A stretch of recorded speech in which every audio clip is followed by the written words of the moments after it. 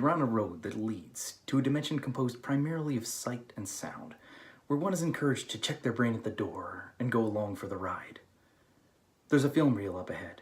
Your next stop, the motion picture notion.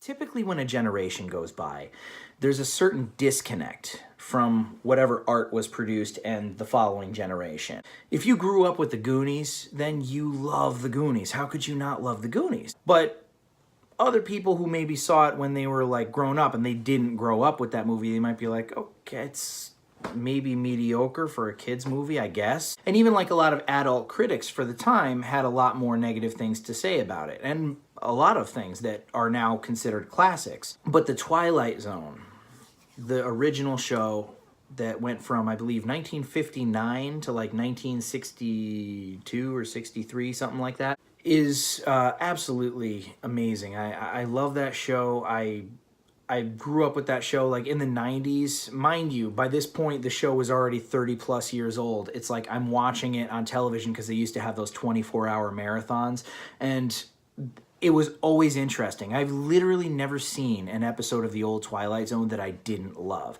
Some of them scared the living hell out of me, man. Like the Howling Man, that one was creepy, where the priest tells the guy that it's the devil who's locked up in the thing, and he's howling, and the guy's like, please, please, I'm a prisoner, and, you know, stuff happens. To Serve Man was really creepy. The twist on that was so dark, and I remember I was watching it late at night in elementary school, and I was like, dude, I don't know if I can handle this right now. I'm gonna go to bed. You know what? I'm gonna get my mom. 30 years later, it was creepy, and the writing is brilliant. I would say that M. Night Shyamalan movies are actually kind of similar to what Rod Serling did. I think that M. Night Shyamalan took a great deal of influence on Rod Serling's Twilight Zone. But the thing that is amazing about Rod Serling is the fact that there were so many ideas.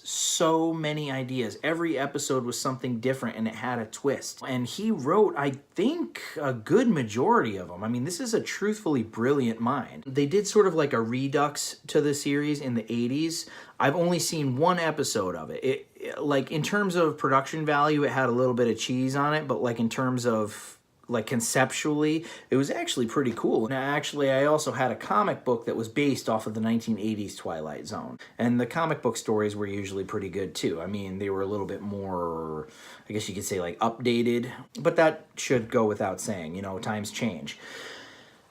I have not seen all the episodes of the new Twilight Zone, but I really, really would like to. Because I saw the first one, The Comedian, and I'm not sure, I don't believe that that's a remake to any other Twilight Zone thing, which is kind of cool. I'm glad to see that, because it was almost a little disappointing that in the Twilight Zone movie they didn't do anything like kind of new. They just remade old Twilight Zone stories that already existed, two of which, frankly, weren't even really that good. So it was nice to see something a little bit different, and I saw the trailer for Terror at 30,000 Feet, where Adam Scott plays the character that William Shatner did and John Lithgow did in the movie, but it looks different. It looks like it's not going to be like the Gremlin on the Wing, like they're going to put some new kind of spin on that. I don't know. I haven't seen it. I believe it's out already, so if anybody knows about that episode, please let me know. I'm still trying to figure out how I can get CBS All Access to finish watching it. But that first episode, I have to say, they really nailed it. I really like the fact that Jordan Peele did it was pretty much like his Obama voice from Key and Peele,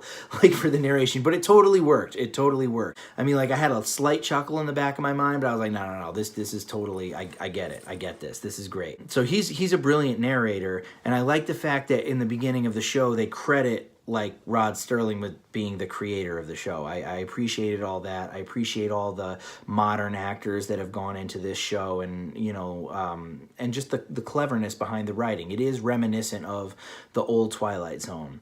If I had one criticism, and again, it's not even like a reflection on the show or how good the show is, it's just a personal preference, I don't like the fact that it's TVMA.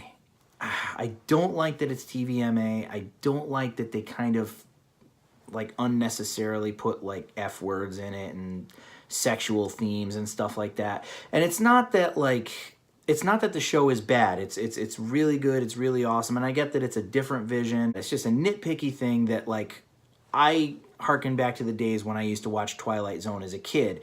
And that's sort of the thing. Even the creepier episodes, you could let a kid watch them. The Twilight Zone was kind of an all-inclusive thing that like the entire family could watch together. And I just think that anything that they put into that first episode that made it TVMA wasn't really a substantial enough reason for like the plot of the story or anything like that. You know, it's just, it's a good show. It's great, but I think it would be awesome if, like, in fact, I would give them a million times more credit given the day and age if kids were able to watch it. But, yeah, if any of you checked out the first episode of the new Twilight Zone, absolutely let me know. If you have a favorite of the old one, let me know which one it is, and we'll talk about that. I can never stop talking about the Twilight Zone. And, oh yeah, if anybody knows how to get CBS All Access, preferably on the cheaper side, let me know that as well. But, yeah, until next time, guys, it's all she wrote.